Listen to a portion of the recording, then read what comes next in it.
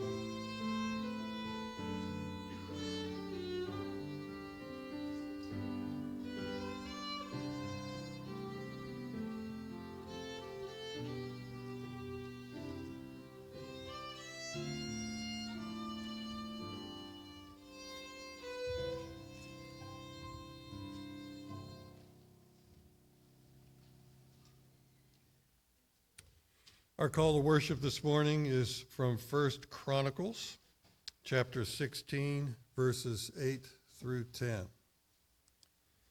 Oh, give thanks to the Lord, call upon his name, make known his deeds among the peoples. Sing to him, sing praises to him, tell of all his wondrous works. Glory in his holy name, let the hearts of those who seek the Lord rejoice. So let us begin our worship service by standing and singing a hymn of worship to God from the Trinity hymnal number 4, All Praise to God who reigns above.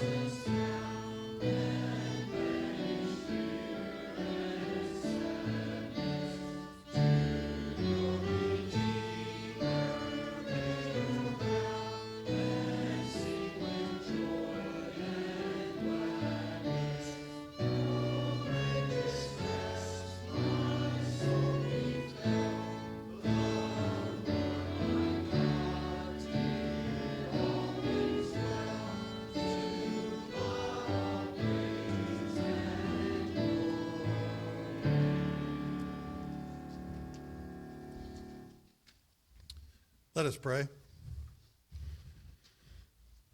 Heavenly Father, precious Son, Holy Spirit, you are the great I am. You are the creator of all that exists. You are the most high, the most holy, the most righteous. Through your grace, your unmerited favor, you chose us in eternity past to be saved through Christ, in spite of ourselves. You promised us that when 2 or 3 are gathered in your name, you will be in our midst. So we seek your presence today, as we also seek to glorify and praise you.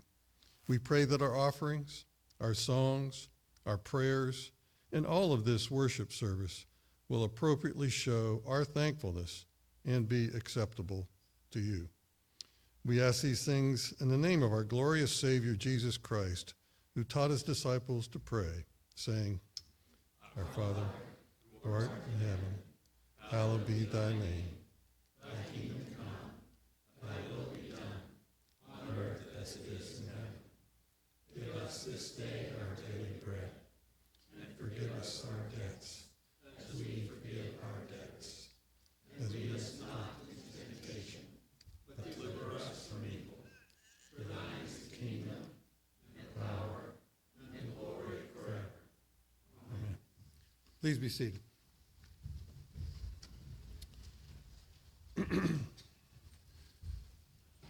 Our confession of sin is printed in the bulletin, and let us pray this confession of sin together. Holy Father, you see us as we are and know our inmost thoughts. We confess that we are unworthy of your gracious care. We forget that all life comes from you, and that to you all life returns. We have not sought to do your will with our whole hearts. We have not lived as grateful children, or loved as Christ loved us. Apart from you, we are nothing. Only your grace can sustain us. Lord, in your mercy, forgive us, heal us, make us whole. Set us free from our sins, and restore us to the joy of your salvation, now and forever. In Christ's name, amen. Our assurance of pardon is from the Gospel of Luke, chapter 7, verses 48 through 50. I will read those. And he said to her, Your sins are forgiven. Then those who were at the table with him began to say among themselves, Who is this who even forgives sins? And he said to the woman, Your faith has saved you. Go in peace. So please stand now for our confession of faith, adapted from the Westminster Confession of Faith, chapter 7, 5, and 6. We'll say these together. This covenant of grace was differently administered in the time of the law, and in the time of the gospel, under the law, it was administered by promises, prophecies, sacrifices, circumcisions, paschal lamb, and other types and ordinances delivered to the people of the least, all for signifying Christ to come, which were for that time sufficient and efficacious through the operation of the Spirit to instruct and build up the elect in faith in the promised Messiah, by whom they had full remission of sins and eternal salvation, and is called the Old Testament. The gospel, when Christ the substance was exhibited, the ordinance in which this covenant is dispensed are the preaching of the word and the administration of the sacraments of baptism and the Lord's Supper, which are fewer in number and ministered with more simplicity, less outward glory. Yet in them it is held forth more fullness, evidence, and spiritual efficacy to all nations, Jews and Gentiles, and is called New Testament. There are not two portions. two covenants of grace differing in substance, one and the same under various dispensations. Please be seated. And I can't help but reiterate that last sentence.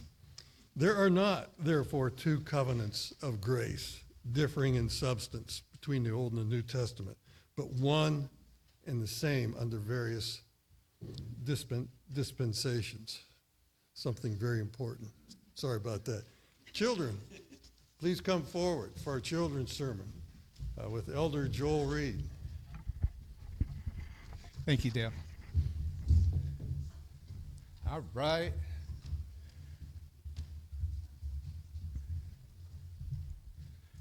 Okay, there we go. One more. All right. So, have you ever done something that you didn't want to do, but you knew was the right thing to do? You have? It's one of those that's tough because we live in a world where a lot of people say it's okay to do certain things. But when we read the Bible says, no, you can't do that. This is what you need to do. And what we want to remember is that we are here to please God, right? That it's to have and enjoy our time with the Lord. And part of enjoying that is doing what he tells us to do. And I want you to listen closely to the scripture when Pastor Mitchell reads it. Because it's talking about Isaac and a time where he had to go someplace. And the Lord said, stay here. Don't go there. And you know what? He did it. And the Lord blessed him for it. The Lord will always make it right for us to do what he asks us to do. That's how we please him. Let's pray. Dear Heavenly Father, we do thank you that you give us your word and you tell us exactly what we need to do to please you. We pray that you would give us the courage to stand up against things of this world that we know we shouldn't do and do those things that you ask us to do. In Jesus' name we pray. Amen.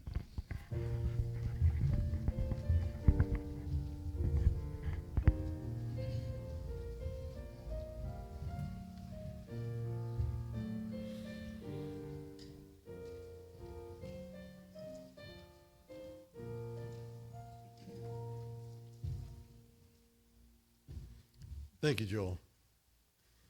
Our scripture reading this morning is from Deuteronomy, basically all of chapter 6, verses 1 through 25. In the preceding chapter of Deuteronomy, chapter 5, we're given the Ten Commandments.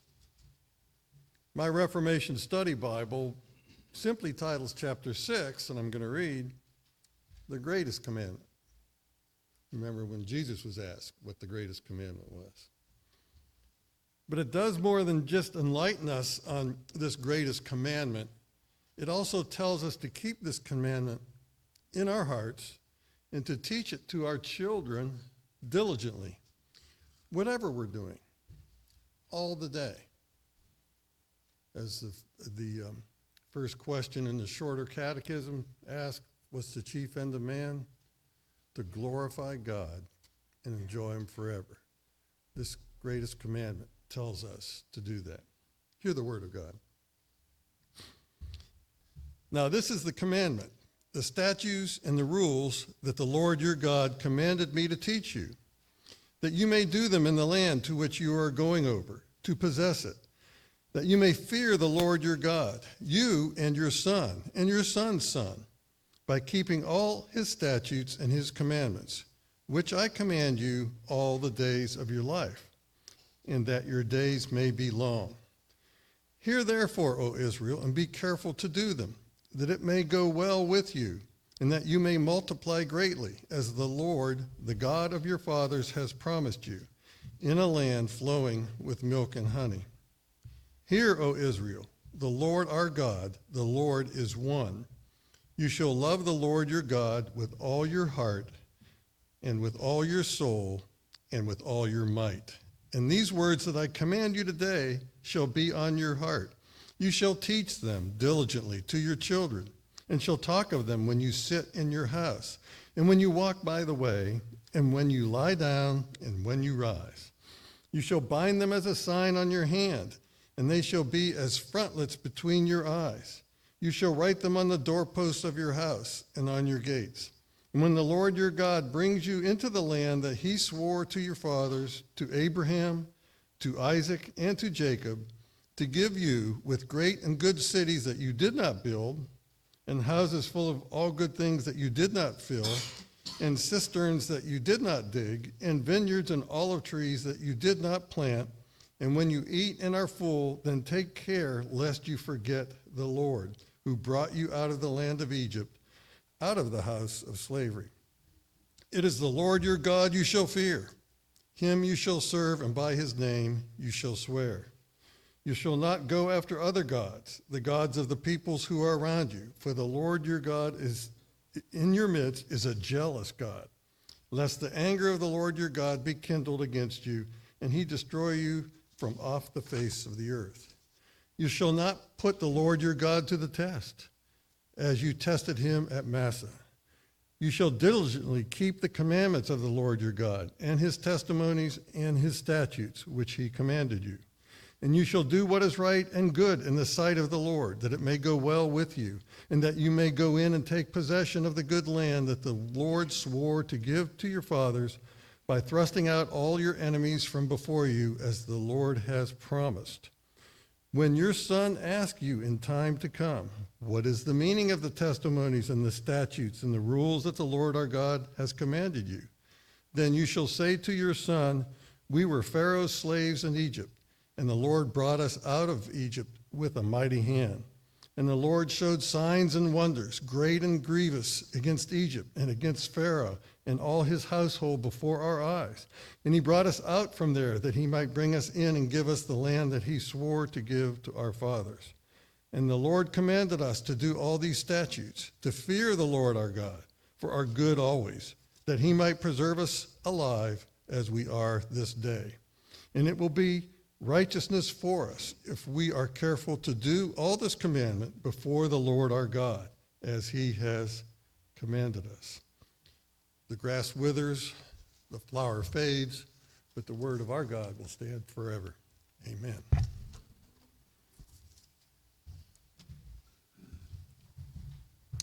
And at this time, we have the privilege of ordaining and installing officers. I'd like to ask that Joshua and Raymond and John please come forward.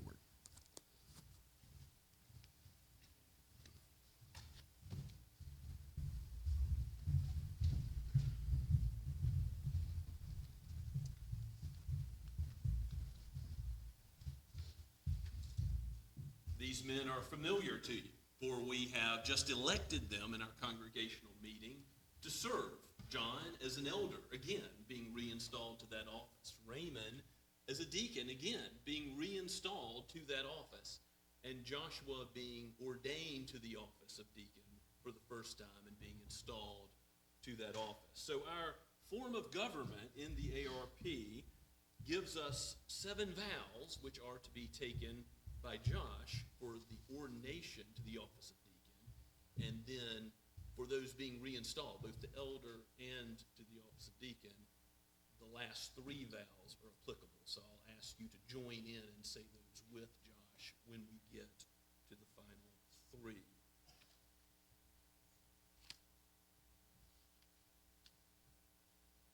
So Joshua alone. Do you believe in one God, Father, Son, and Holy Spirit? And do you confess anew the Lord Jesus Christ as your Savior and Lord, and acknowledge him head over all things for the church, which is his body? Do you? Yes. And secondly, do you reaffirm your belief in the Bible, the scriptures of the Old and New Testaments, as the word of the living God, the only perfect rule of faith and practice, infallible in all that it teaches, and inerrant in the original manuscripts, and to which nothing is to be added, and from which nothing is to be taken at any time or upon any pretext? Do you? Yes. And Do you accept the doctrines of this church contained in the Westminster Confession of Faith and Catechisms as founded on the Word of God and as the expression of your own faith? And do you resolve to adhere thereto? Yes. And fourthly, do you accept the government, discipline, and worship of the Associate Reformed Presbyterian Church? Do you? Yes. And now we come to the fifth vow, which I'll ask you to all answer in unison. Do you accept the office of elder, deacon, in this congregation? And do you promise to perform faithfully all the duties of the office? And do you promise to endeavor by the grace of God to live your life in Christian witness before the church and in the world? Do you? Yes. Do you promise to submit in the spirit of love to the authority of the session and to the higher courts of the church? Do you? Yes. And finally, do you promise in all things to promote the unity, peace, purity, and prosperity of this church? Do you? Yes. Pardon me. The peace, purity, and prosperity of the church, not only Scots Kirk, but a kingdom-minded vow. These questions having been answered in the affirmative, I now have a question for you, the congregation, actually two questions, both relating to each office. Do you, the members of this congregation, acknowledge and receive these fellow members as elder and deacon, and do you promise to give them all the honor, obedience, encourage, and assistance in the spirit of love to which their office, according to the Word of God and the standards of this church, entitles them? If you do, would you signify such by standing?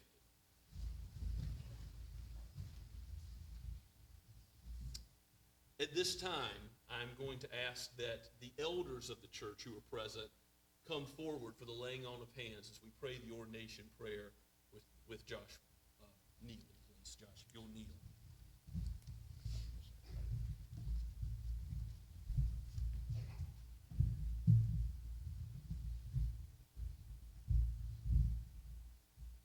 Let us pray together. O gracious God, you are the great shepherd of the sheep. You have abiding love and care and compassion on us, sinners who were lost.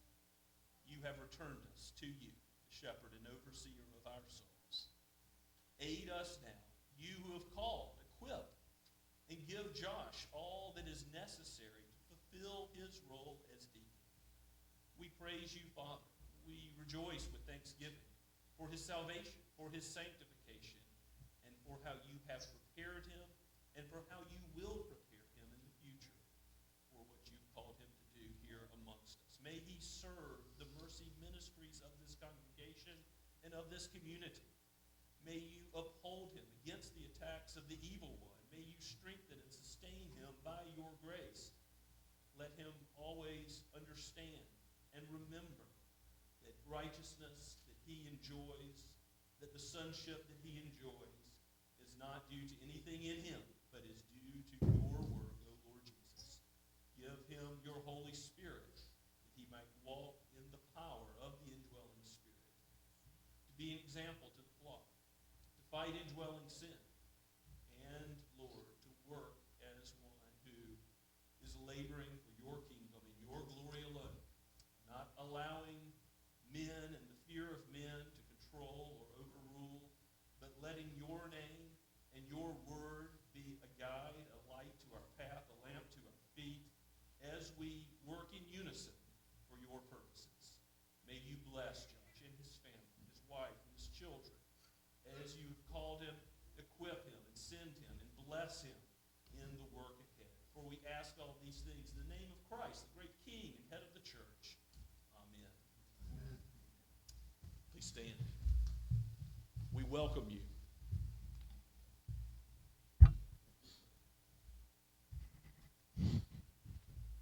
We give you the right hand of fellowship.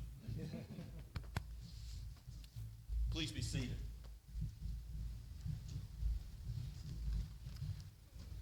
I'll ask those who are ordained and installed today to join me at the foyer after the service so that you all might have an opportunity to greet them especially today and give God thanks for how he has been at work in our session and diaconate. We certainly have been blessed and are blessed today with these men. It is also my privilege today to charge these men with their responsibilities. And expositing Scripture briefly, I'm going to turn to the book of Acts. In the book of Acts, there are, as the Word of God is exploding, going out to the Gentile world, there are some needs, some mercy ministry needs that are being overlooked. We'll look at Acts 6, verses 1 through 7, where deacons are first ordained by God. This office is not of human origin. Of course, this will have particular importance to Joshua, who's ordained today, and also to Raymond and the rest of the deacons, and we'll then relate it to the work of the elder also briefly as well in the book of Acts. Let us read God's word again, Acts chapter 6 at verse 1.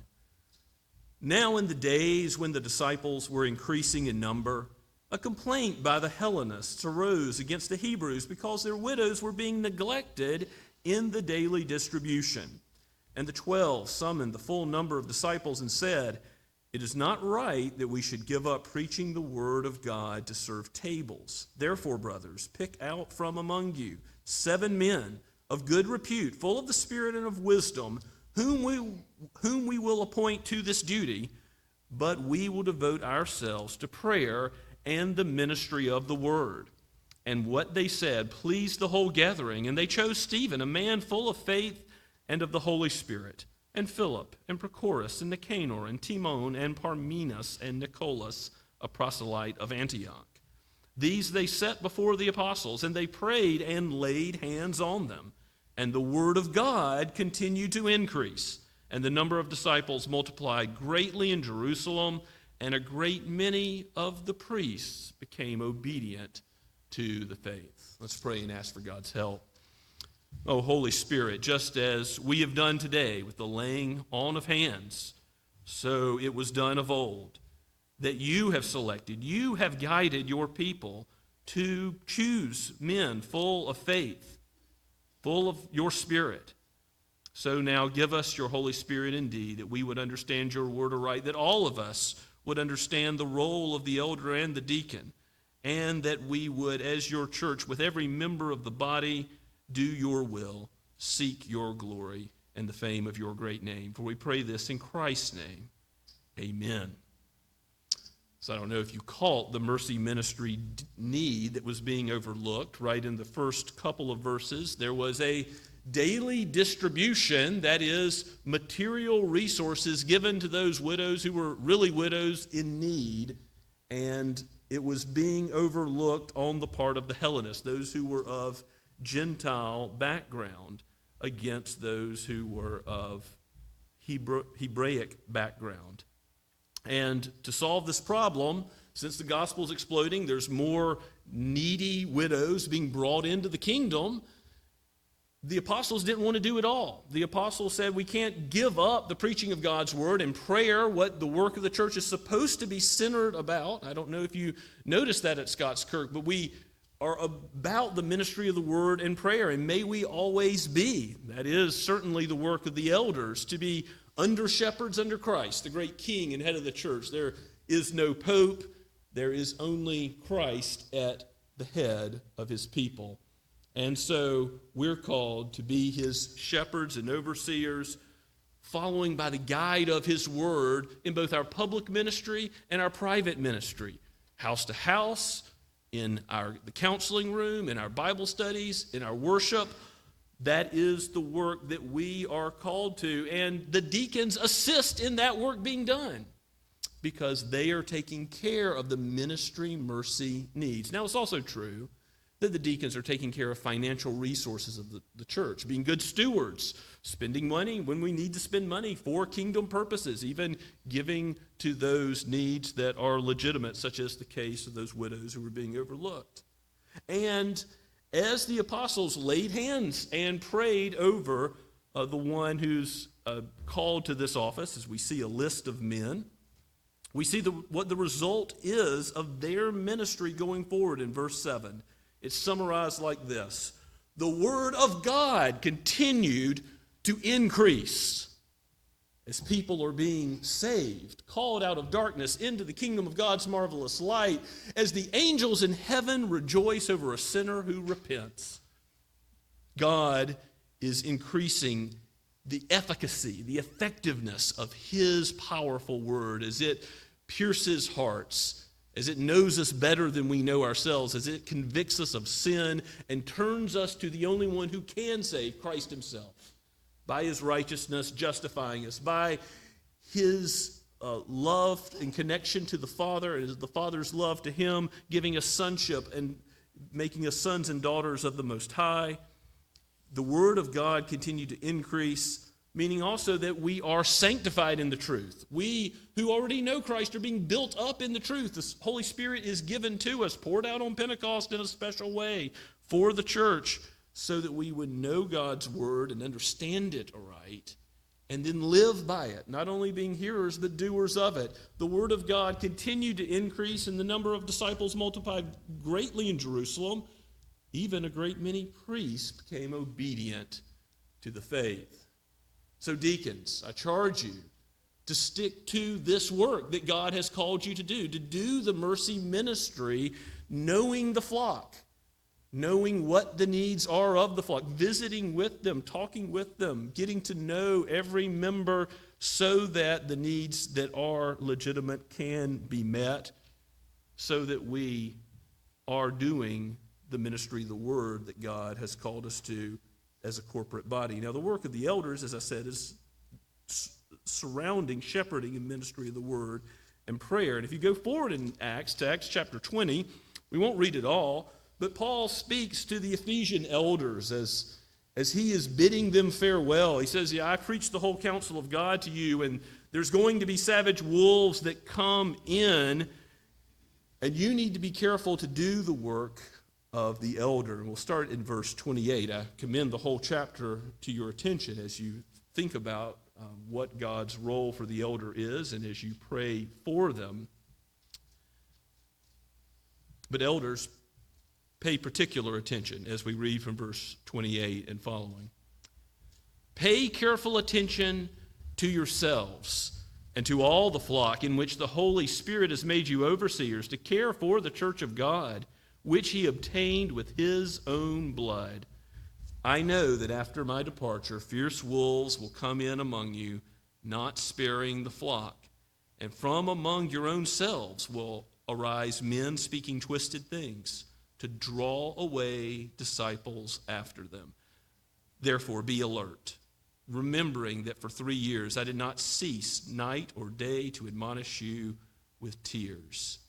And the Apostle Paul goes on to encourage the elders in this hard work of shepherding the flock, when, just as Jesus said, fierce, savage wolves will come in and try to recruit people to their heretical views, to their heretical ways of life. Just as John warns in his epistles, there are false teachers who will always afflict the church of God, and therefore the elder is to fight off the wolves, not accept passively, but be men to stand up against false teaching.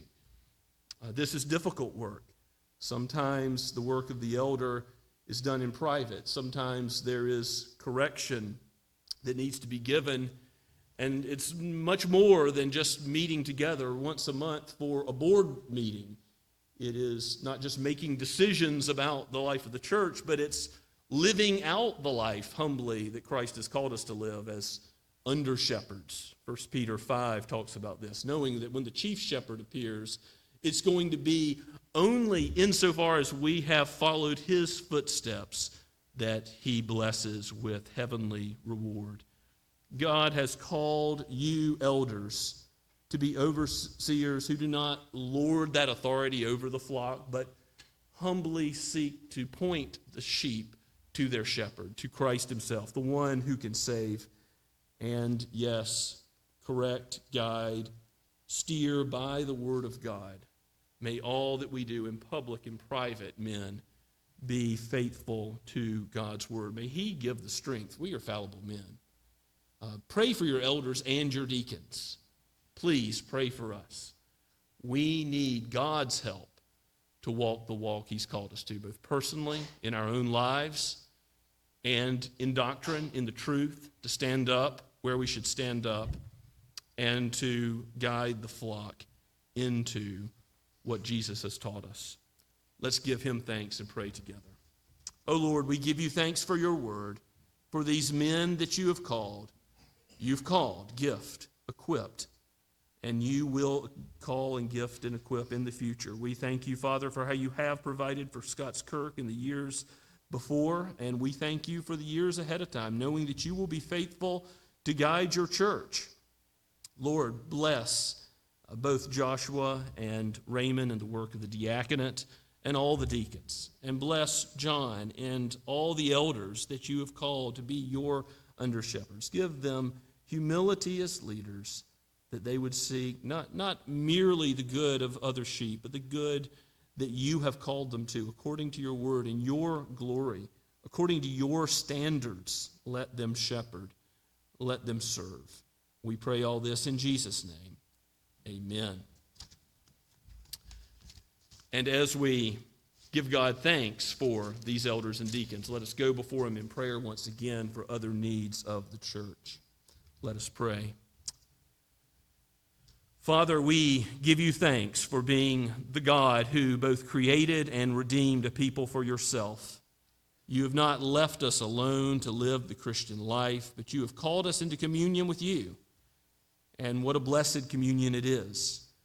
The covenant is fulfilled by you, not by us. We have no merit, no righteousness in ourselves, but Christ has kept the covenant so we might be redeemed, so that we might be blessed. Lord, give those who have a sense of their need fulfillment of that longing in Christ, for his yoke is easy, his burden is light. We thank you, Father, that you have provided the way of salvation in his life and his death. Aid us in teaching our children, teaching the next generation your statutes, the way of the blessed life, the life of joy and thanksgiving. Use your word today to convert the souls of those who have not yet trusted in Christ. Lord, if there be any hearing my voice today that have not yet turned to Christ to live, would you not give their hearts newness of life and be about building up your kingdom, expanding the great reach of your word, just as you have done in centuries and millennia past? Would you do so again today? Lord, revive us. O Shepherd of Israel, bring the gospel to every nation under heaven. As the waters cover the sea, may it cover the whole earth. We pray for those who bring it, the Whitties in Spain, for the Goodmans in Uganda, and all of the seed ministry. We pray for the hospital in Sahiwal, Pakistan, that the deeds of mercy would go out with love and teaching of the gospel at the bedside of those who are sick and ill and receiving material aid. We pray for the Ackermans and their ministry there. Lord, we pray that you would raise up new missionaries to the field, even from amongst our own number. We pray for those who are stateside, for the Robolos, for the Andes and their work with international students in Colombia. We thank you, Father, for how this ministry has borne so much fruit, and we pray for more fruit in the days ahead, that your word might increase and that we would see it and give you the glory for it. Aid us in reaching our neighbors. Aid us in showing hospitality and living out the gospel in the places where you have called us to work and to play and to live life in this community. Help us to live and to speak for you as becomes your disciples, that others might be called out of darkness into light to the praise of your glorious grace, not to the praise of any man. We thank you, Father, that you are at work in families, and we praise you for those children that have been born and have been raised up in the gospel. We thank you, Father, for those that you have ministered to through our youth group. Continue to work through them and through the various conferences and outings which they have planned. May your word be central in building them up in the truth and in fellowship with one another.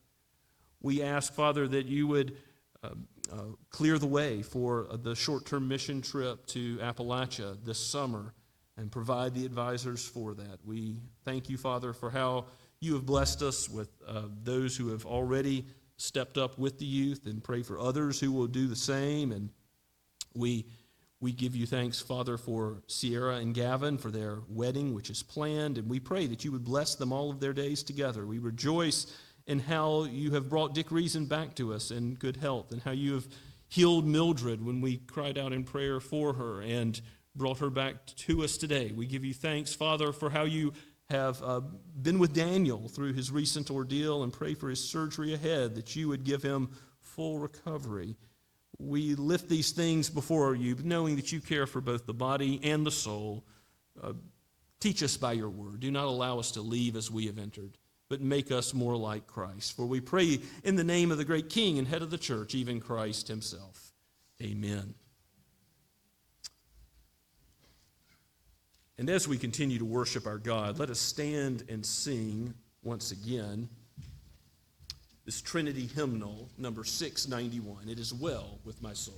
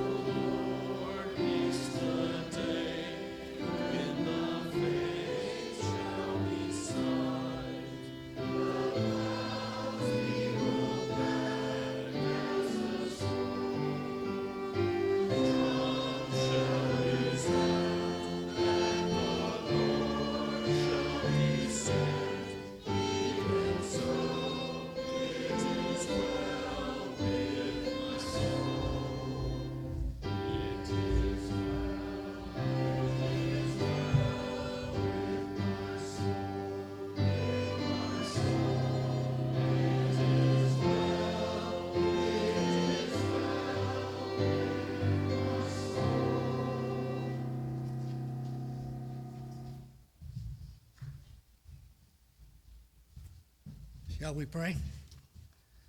Lord God, Father in heaven, Jesus, Holy Spirit, what a privilege to stand here and say, it is well with my soul for everything that you have brought me through. sickness, health, wealth, loving one another here at Scots Kirk. I pray, Lord, that these tithes and offerings that we receive today will be used to further our kingdom, your kingdom, not our kingdom, your kingdom here on earth, like it is in heaven. To honor the widow and the orphan, and bring praise to your name, because it is well with my soul. In Jesus' name, amen.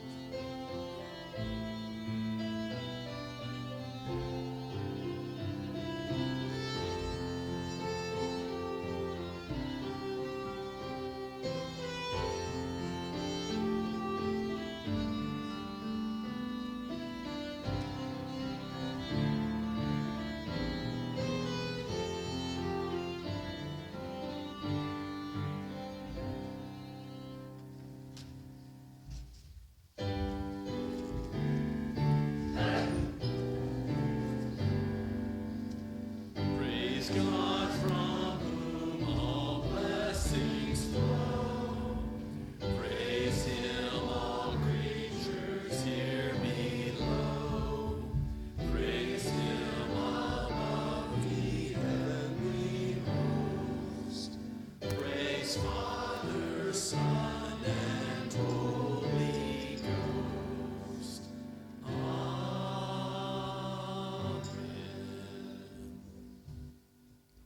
Please be seated and turn with me in your copy of God's Word to the book of Genesis. We're going to look this morning particularly at Isaac. More than any other chapter of the Bible, Genesis 26 deals with Isaac. Many times through the Scripture, God is called the God of Abraham, Isaac, and Jacob. Abraham gets quite a few chapters, Genesis 12 to 25.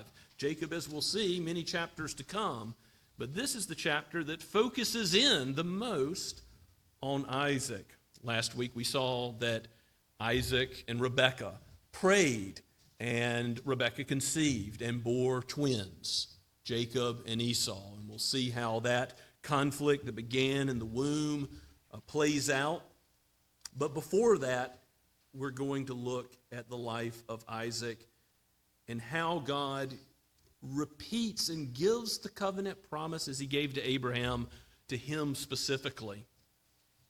We'll look this morning, because of the ordination and installation, we're only going to look at half of the chapter. So next week we'll complete Genesis 26. We'll look at verses 1 through 17 this morning. Let's give our attention to God's holy word, penned by Moses and breathed out by God himself. Now there was a famine in the land, besides the former famine that was in the days of Abraham. And Isaac went to Gerar, the Abimelech king of the Philistines, and the Lord appeared to him and said, Do not go down to Egypt. Dwell in the land of which I shall tell you. Sojourn in this land, and I will be with you and will bless you. For to you and to your offspring I will give all these lands, and I will establish the oath that I swore to Abraham your father. I will multiply your offspring as the stars of the heaven, and I will give to your offspring all these lands, and in your offspring all the nations of the earth shall be blessed, because Abraham obeyed my voice and kept my charge, my commandments, my statutes, and my laws. So Isaac settled in Gerar. When the men of the place asked him about his wife, he said, "She is my sister," for he feared to say my wife, thinking, lest the men of the place should kill me because of Rebekah, because she was attractive in appearance. When he had been there a long time, Abimelech, king of the Philistines, looked out of a window and saw Isaac laughing with Rebekah, his wife. So Abimelech called Isaac and said, "Behold, she is your wife. How then could you say, 'She is my sister'?" Isaac said to him, "Because I thought, lest I die because of her." Abimelech said, "What is this you have done to us? One of the people might easily have lain with your wife, and you would have brought guilt upon us all." So Abimelech warned all the people, saying, "Whoever touches this man or his wife shall surely be put to death." And Isaac sowed in that land and reaped in the same year 100-fold. The Lord blessed him. And the man became rich and gained more and more until he became very wealthy. He had possessions of flocks and herds and many servants, so that the Philistines envied him.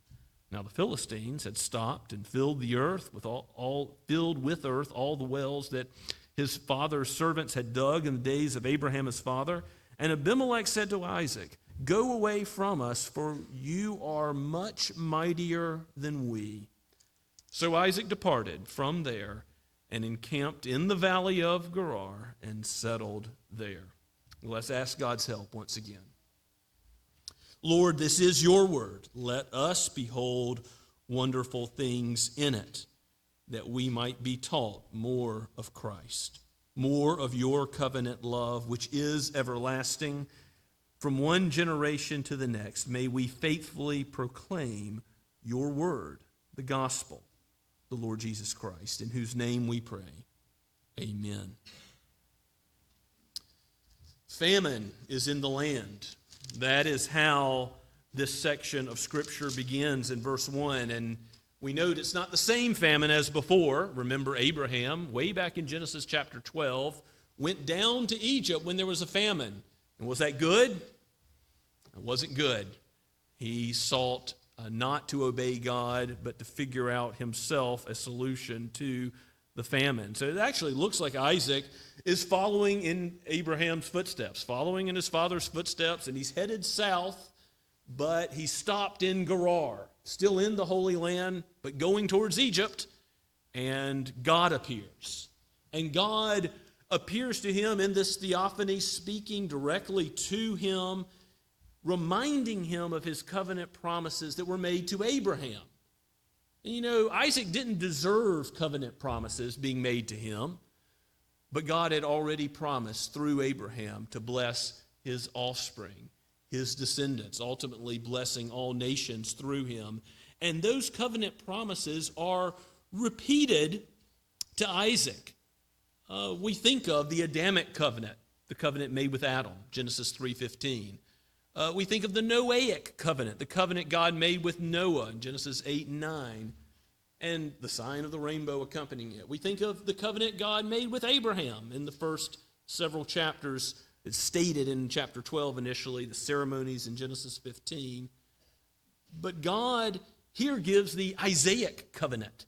It is essentially a restatement of the covenant with Abraham, but it is making absolutely clear, so that there's no doubt about it, God, the God who lives and created all things out of nothing by the word of his power and all very good in the space of 6 days, this is the God that redeemed Abraham, that gave Abraham the credit of being righteous, though he was an undeserving sinner, by faith that God had given him as a gift.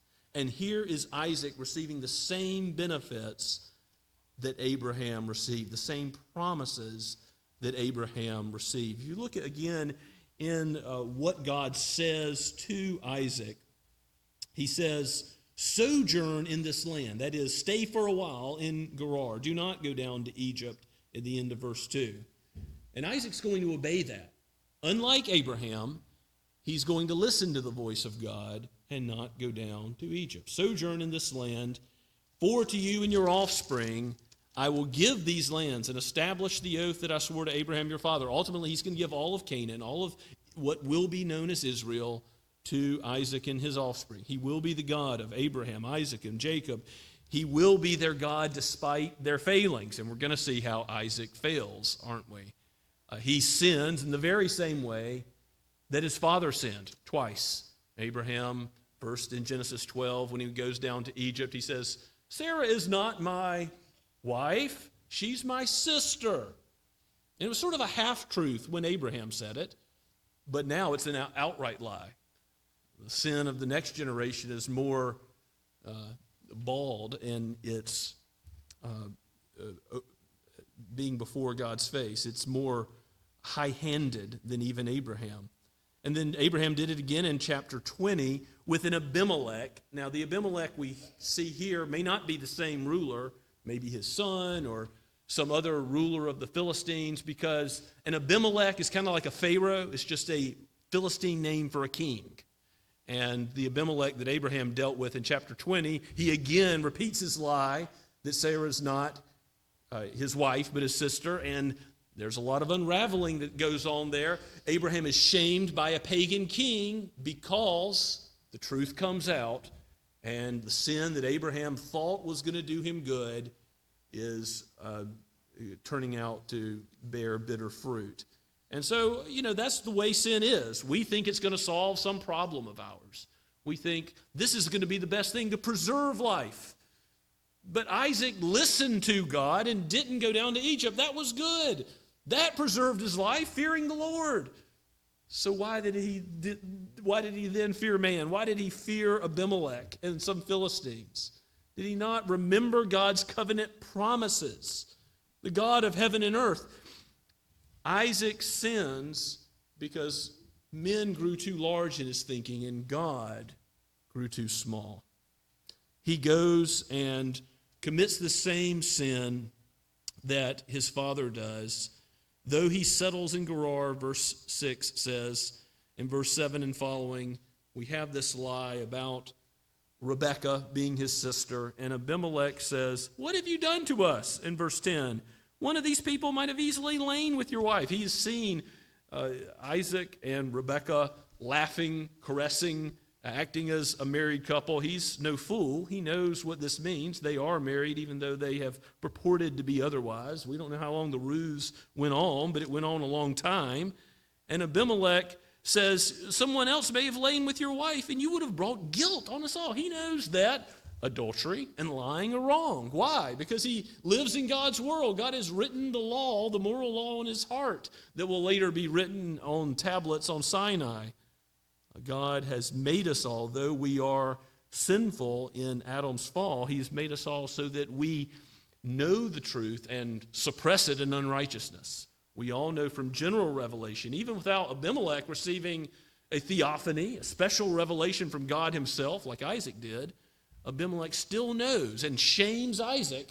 This pagan shames Isaac just as a pagan before shamed Abraham, knowing the truth that he should have known, he should have acted on, he should have lived out, fearing God and not fearing man.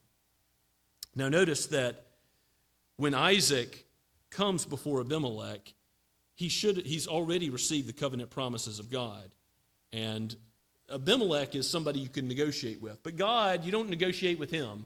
The covenants as they come, Adam, Noah, Abraham, Isaac, and we'll see how they expand further, Moses, David, the New Covenant, and then ultimately the New Testament, Christ, as the Westminster Confession taught us it's all one covenant of grace. It's all one statement by God that's sovereignly administered. You don't negotiate with God. God says, I save, and this is how I'm going to save you, through the seed of the woman who's going to crush the head of the serpent. And God is going to do the work.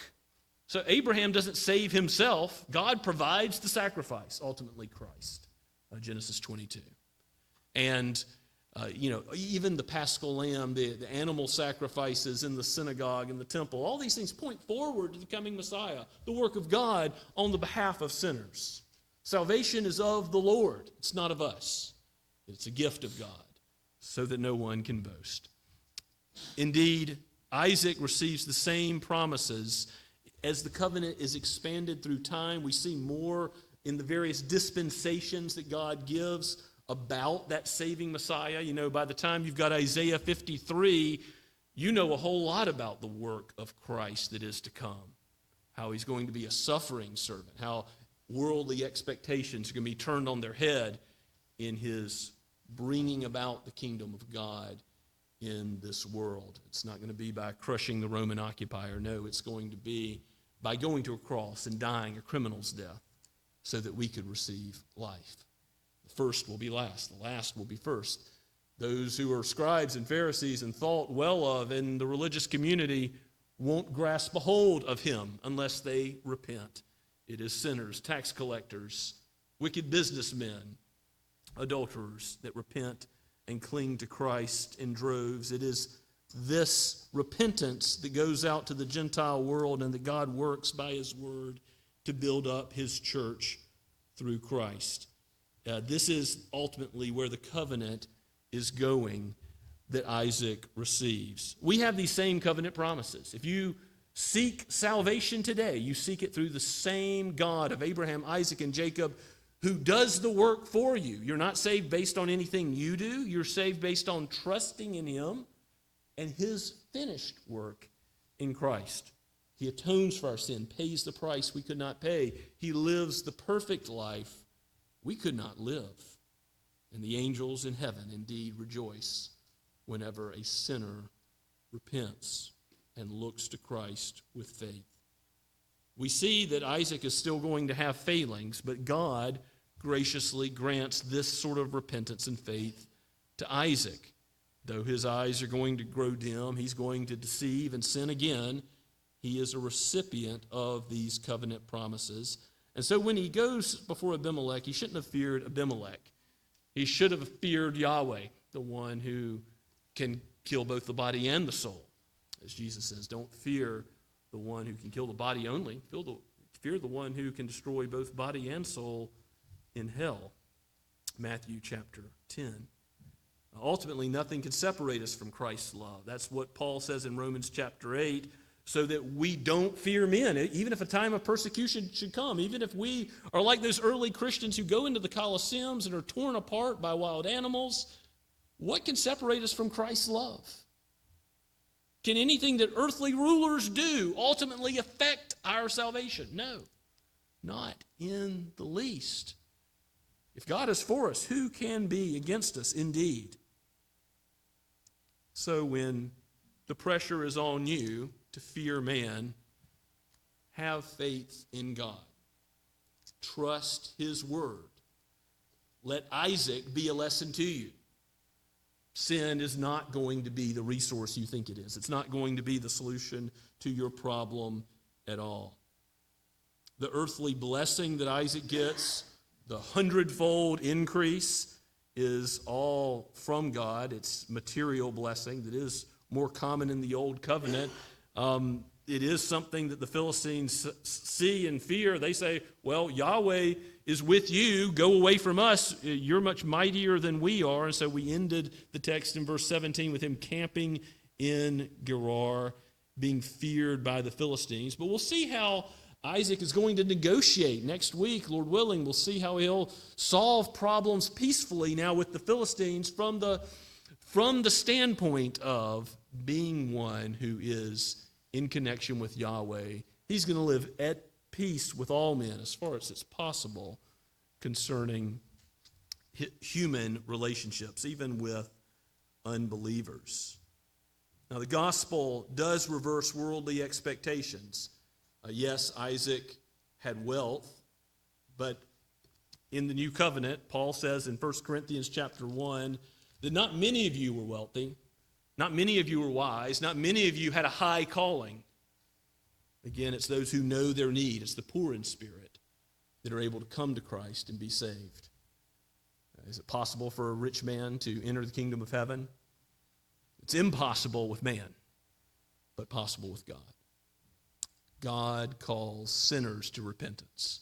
The only ones who can come and eat at the marriage supper of the Lamb, the only ones who can know everlasting blessing, the abiding care of the shepherd now and forever in his kingdom, are those that know their need and confess their sin and repent and turn to him.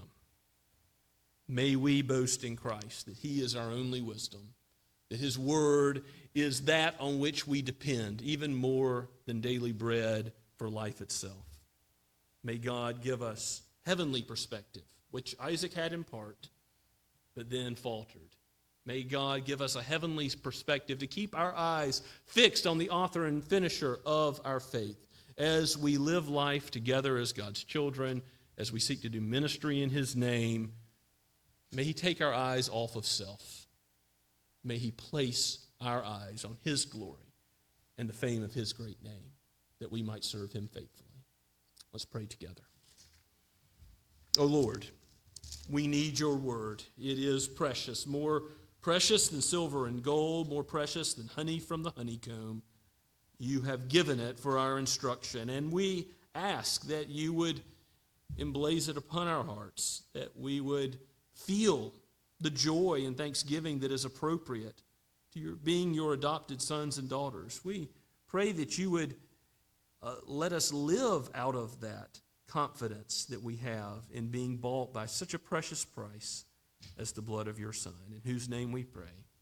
Amen. And let us rejoice once again in the Lord. Our final worship song is from the Psalter, number 30. So the blue Psalter, or in the case of you don't have a Psalter, some handouts that have Xeroxed that song. Let's stand as we sing.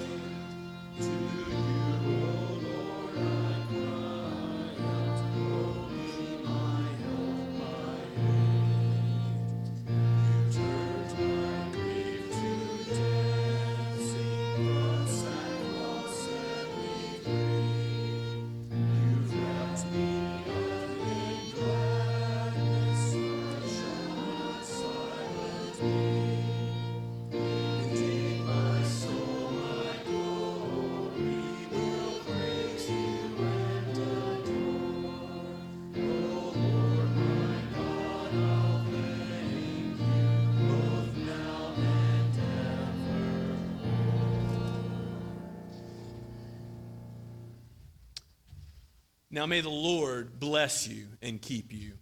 May the Lord make his face to shine upon you and be gracious to you. May the Lord lift up his countenance upon you and give you peace, now and forever. Amen and amen.